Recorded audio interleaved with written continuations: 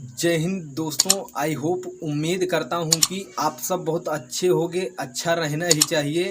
तो जो हमारे दिल्ली शहर में इजरायली दूत आवास है, वहाँ पर किसी ने बम फोड़ दिया था, गुमनाम व्यक्ति ने। तो उसी से रिलेटेड आज हम लोगों को मोटिवेशनल समझाने का सही लैंग्वेज में, जो कि भारत के टॉप सर हैं, जिसका नाम बताने का ज़रूरत नहीं है। वैसे तो लोग सब उनको जानते होंगे, जिसका नाम खान सर है। उन्हीं समझाएंगे और वीडियो को अंत तक बने रहिएगा। जय हिंद। देखिए, दिल्ली में जो इजरायली दूतावास है वहाँ पे जो किसी गुमनाम व्यक्ति ने जो ब्लास्ट किया, अभी तक के जांच में किसी का खुलासा नहीं हुआ है। हालांकि ये ब्लास्ट जो था बहुत माइनर था, इससे किसी की जान माल की हानि नहीं हुई है, लेकिन ब्लास्ट के झटके से जो आसपास की गाड़ियां थे उसके शीशे जरूर टूट गए।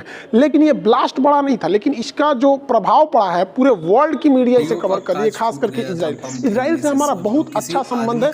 वहाँ पर उस एरिया की पूरी तरह से पुलिस जाँच कर रही है। हालांकि इसराइल के दूतावास के सभी लोग सुरक्षित है। खास बात यह है कि इस ब्लास्ट से पहले इजराइल में जो हम लोग का जो शिखर सम्मेलन हो रहा था, जो हम लोग अपने मीटिंग की एनिवर्सरी मना रहे थे, उससे पहले ही इजराइल की जो खुफिया एजेंसी है मोसाद, उसने कहा था कि इस तरह के ब्लास्ट हो सकते हैं, और हो भी गया। तो ये बताता है कि मोसाद काफ़ी ज़्यादा एक्टिव है। हालांकि अभी उसकी जांच हो रही है कि इसके पीछे कौन है। और लेकिन एक गुमनाम नाम सामने आ रहा है जिसको पहली बार देखा जा रहा है, उसका नाम है जैसे हिंद। अब ये जैसे हिंद ने दावा किया है क्योंकि जहां ब्लास्ट हुआ है ना, वहीं पर एक लेटर मिला है जिसमें जैसे हिंद का था। यहाँ देखेंगे इजरायली दूतावास की गाड़ी है, क्योंकि इसका नंबर प्लेट ब्लू कलर का है। देखिए, नंबर प्लेट ब्लू कलर का हमेशा विदेशी राजनयिकों या दूतावास को दिया जाता है। इंडिया में 4-5 टाइप के नंबर प्लेट होते हैं। जैसे अगर व्हाइट कलर पे काला पट्टी लिखा है, मतलब पर्सनल गाड़ी है। जैसे यहाँ आप देख सकते हैं, ये गाड़ी जो है यहाँ पर, ये देखिए, ये पर्सनल गाड़ी है। लेकिन अगर वहीं देखेंगे ये ब्लू कलर वाली, तो ये तो पर्सनल हो गया। ब्लू वाली तो दूतावास की गाड़ियाँ होती है, जैसे ये दूतावास की है। ग्रीन पट्टी रहेगा तो मतलब वो इलेक्ट्रिक से चलने वाली गाड़ी है। जैसे टेस्ला वगैरह की गाड़ियाँ थी तो ये इलेक्ट्रिक पे चलने वाली गाड़ी हो गई, ये ग्रीन वाली। पीले नंबर प्लेट वाली जो गाड़ियाँ होती हैं वो कॉमर्शियल होती हैं, यानी भाड़ा ढोती हैं सब। जैसे इसका नंबर प्लेट पीला है। ट्रक वगैरह का देखेंगे, बस वगैरह का देखेंगे तो पीला मिलता है, मतलब वो भाड़ा पे चलने वाली है। अगर काले नंबर प्लेट पे पीला लिखा है, मतलब ये रेंट पे लिए, वो गाड़ी ढोने वाली है। और अगर इसको देखेंगे तो ये रेंट पे ले जा सकते हैं। पर्सनली मान के चलिए, अगर आप दिल्ली गए, वहाँ आपकी गाड़ी नहीं है, तो रेंट पे गाड़ी ले सकते हैं, तो उसका नंबर प्लेट इस टाइप में रहेगा। वहीं अगर आप आर्मी की गाड़ियों को देखेंगे तो इस पे ऊपर की और मिलिट्री की गाड़ियों पे एक तीर बना होता है, वो अलग होता है। मिलिट्री की गाड़ी को देखेंगे तो नंबर प्लेट इस तरह से रहेगा, इसमें यूपी बिहार कुछ नहीं देता है, एक तीर बना रहेगा आर्मी की गाड़ी में। हालांकि इसके ऊपर सीओ लिखा रहता है, कमांडिंग ऑफिसर। सीओ जो होता है वो lieutenant, captain, major, lieutenant colonel, colonel तक के रैंक के ऊपर वो लिखा रहता है। उसके ऊपर ब्रिगेडियर जाएंगे तो 1 स्टार बना रहता है। ब्रिगेडियर के ऊपर मेजर जनरल पे 2 स्टार, लेफ्टिनेंट जनरल पे 3 स्टार और जनरल पे 4 स्टार रहता है। तो आप गाड़ी के स्टार को देख के बता सकते हैं अंदर कौन सा अधिकारी बैठा है। हालांकि झंडा देख के भी आप बता सकते हैं। जितना स्टार रहेगा उतने झंडा में कोना रहेगा। अगर 2 स्टार रह दिया तो ये ब्रिगेडियर से हो गया मेजर जनरल, तो यहाँ 2 को कोना निकल जाएगा। 3 स्टार हो गया तो लेफ्टिनेंट जनरल, 4 स्टार हो गया तो जनरल। तो आप गाड़ियों को, आर्मी को भी देख के बता सकते हैं कि इसके अंदर कौन है। अगर आप ये एनसीसी वगैरह किए होंगे तो आपको ये सब पढ़ाया गया होगा। खैर, मेन टॉपिक पर आते हैं। तो जो इजरायली दूतावास जो है, वहाँ पे जो गाड़ी के पास ब्लास्ट के पास जो लेटर मिला है, उसमें यही लिखा है कि ये ट्रेलर है, मतलब अभी फिल्म बाकी है। इन गधों को ये समझ में नहीं आता है कि तुम किससे टकरा रहे हो, इजराइल से। और ये कौन सा तरीका है? इजराइल ने दुनिया में किसको किसको नहीं टपका दिया। यहाँ आप देखें, कासिम सुलेमानी को, चाहे वो फ़कीरजादे को है, ये डायरेक्टली नाम आता है कि इजराइल ने किया। कभी इजराइल ने नहीं बोला कि हाँ ये टेलर है, फिल्म बाकी है। लेकिन इनको ये को चुटपुटिया भड़का के गए ना, तो हल्ला कर दिया, हमरा फटका है, फिल्म बाकी है, ससुरतुनाई फिल्म बाकी। अरे हम लोग को ईरान से क्या मतलब? हम लोग को ईरान में भैया चाबहार बंदरगाह है, वहाँ हम लोग को पेट्रोल मिल जाता है, इसलिए हम चाहते हैं कि भैया ईरान भी शांति से रहे यहाँ पर।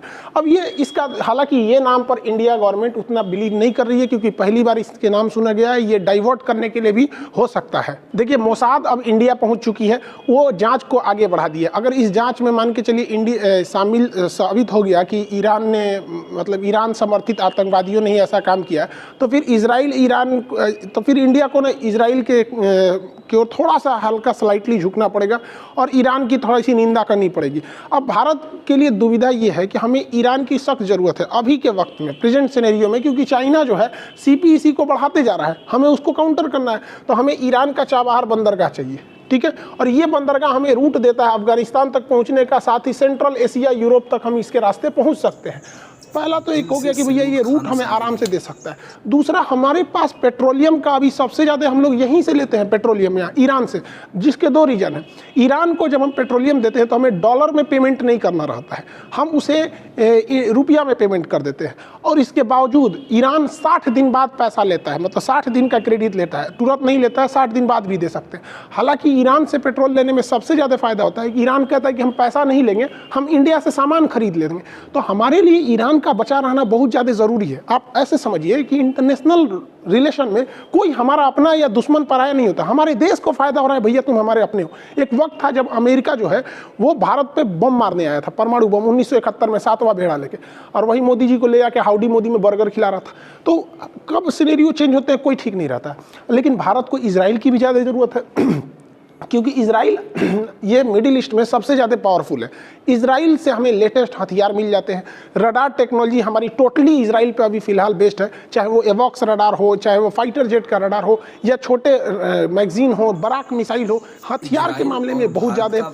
हालांकि अभी तो हम लोग ने कृषि के सेक्टर में भी उससे बहुत सारे समझौते किए हैं, जिसमें ड्रॉप फार्मिंग फेमस है, तो फार्मिंग में कभी समझेंगे। तो हमारे लिए दोनों को बैलेंस लेकर चलना है।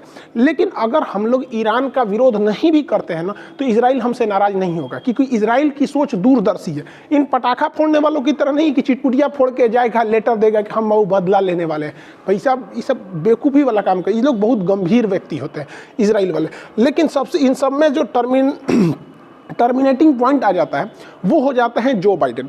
जो बाइडेन ठीक उसी रास्ते पे चल रहे हैं जिस रास्ते पे बराक ओबामा थे, क्योंकि दोनों की पार्टी सेम थी, इवन कि ये उस समय वाइस प्रेसिडेंट भी थे। तो ये इजराइल को पसंद नहीं करते, इनके हिसाब से ईरान ठीक है, जो इनकी मतलब विचारधारा है। अब ये कहते हैं इजराइल वालों को कि भाई आप अत्याचार करते हो फिलिस्तीन वालों पे। हम आपको चुनाव टाइम से ही बता रहे थे कि जो बाइडेन हमेशा से मुस्लिम वोट को अपनी ओर खींचने की कोशिश की है, और ट्रंप जो है वो यहूदी यानी इजराइल वाले लोग को वोट को खींचने की कोशिश की है। तो इनका इसके खिलाफ है। अब ये जो बाइडेन बहुत जल्दी चाहते हैं कि ईरान से सैंक्शन हट जाए, और जो परमाणु समझौता हुआ था 2014 में उसे दोबारा लागू किया जा सके। हालांकि ये भारत के लिए भी अच्छा है, क्योंकि हमारा रेल लाइन प्रोजेक्ट इसीलिए अटका हुआ है। लेकिन इजराइल के लिए थोड़ा सा दिक्कत बात है। तो हम लोग को दोनों को बैलेंस लेकर चलना है। हालांकि अगर देखेंगे ये जो बाइडेन, तो ये अपने मतलब मिडिल ईस्ट और एशिया में कुछ ज़्यादा दिलचस्पी दिखा रहे हैं। ताइवान में उतना एग्रेसिव नहीं हुए, जबकि श्रीलंका में अभी हालिया घटना के तहत जो श्रीलंका की गवर्नमेंट ने कहा था कि कोविड-19 से जिसकी भी मृत्यु हुई है उसे दफनाया नहीं जाएगा, उसे जला दिया जाएगा। अब इसका ये क्रिश्चियन कम्युनिटी और मुस्लिम ने इसका विरोध किया। अब यहाँ देखिए, दोनों ने विरोध किया, लगभग दोनों की पॉपुलेशन वहाँ 7-8% है, मुस्लिम की भी और क्रिश्चियंस के भी है। लेकिन ये जो है जो बाइडेन इसको इस तरह से प्रस्तुत कर रहे हैं यूएन के थ्रू कि नहीं, ये मुसलमानों के मतलब उनकी धार्मिक स्वतंत्रता के खिलाफ है। हालांकि ऐसा नहीं है, भारत में भी बहुत सारे मुस्लिम हैं, यहाँ पे भी कोविड-19 में, लेकिन ऐसा कहीं नहीं हुआ है। इवन इटली में इतनी ज़्यादा मृत्यु हुई थी, शुरुआती दौर में तो सबसे ज़्यादा मौत को इटली ने झेला था, वहाँ ताबूत कम पड़ गए थे। तो ब्राज़ील वगैरह जैसे बहुत सारी घटना हुई थी। तो कहने का सेंस ये है कि ये जो बाइडेन है अभी ये कई सारे ऐसे डिसीजन लेंगे जो पूरी तरह से सिनेरियो को चेंज कर देने वाले हैं। हालांकि इसका इम्पैक्ट भारत पे भी पड़ेगा, ऐसा नहीं है कि ये भारत के मतलब बहुत ज़्यादा फेवर में है। हालांकि ये भारत से एंटी भी नहीं है, लेकिन ये रूस के बहुत ज़्यादा खिलाफ है। रूस को ये मतलब इनको देखने को मिलेगा कि भारत रूस से जो S-400 मिसाइल सिस्टम खरीद रहा है वो अगले साल मिल जाएगी, S-400 की जो डील हुई है। और हमें लेना ज़रूरी भी है, क्योंकि S-400 चाइना के पास भी है। हालांकि उसके पास S-400 के नाम पर रूस ने उसे केवल S-300 दिया। यानी हमारा जो S-400 है ये एक्यूरेट मार करेगा 400 किलोमीटर तक, 400 किलोमीटर दूर तक कोई भी जहाज को मार के गिरा देगा ये हवा में। जबकि चाइना को जो मिला है S-400 के नाम पर केवल S-300 मिला है, जबकि पैसा उससे S-400 का लिया है और हम लोगों से भी महंगा लिया है। रीजन क्या है कि चाइना जो है वो MTCR का सदस्य नहीं है। जो देश MTCR के ग्रुप में शामिल नहीं होते हैं उन्हें 300 किलोमीटर से ज़्यादा मारक क्षमता की मिसाइलें न बेच सकते हैं ना ही वो खरीद सकता है। लेकिन भारत उसका सदस्य है, हम इससे लंबी दूरी की मिसाइलें भी बेच सकते हैं, दूसरे देश से खरीद भी सकते हैं। तो इसलिए ये भारत पर प्रतिबंध लगाएंगे जो बाइडेन, इन्होंने स्पष्ट कह दिया है। लेकिन वो प्रतिबंध काफ़ी सॉफ्ट होंगे। लेकिन डोनाल्ड ट्रंप ने कह दिया था नहीं, भारत को एक स्पेशल कोटा के तहत कोई भी प्रतिबंध झेलने को नहीं मिलेगा।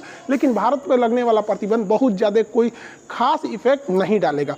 जो बाइडेन जो है ईरान और पाकिस्तान, इवन कि पाकिस्तान को जो मिलिट्री एड जो 2018 में रोकी गई थी ट्रंप द्वारा, उसे दोबारा चालू करने के लिए करें। इस खबर से सबसे ज़्यादा अगर कोई खुश है जो बाइडेन के आने से या जो बाइडेन के डिसीजन से सबसे ज़्यादा अगर कोई खुश है तो वो आंटी जी खुश है। आंटी जी के खुशी का कोई ठिकान नहीं है। आप भी मिलिएगा हमारी आंटी जी से। सुनिए, देखिए, ये है हमारी आंटी जी।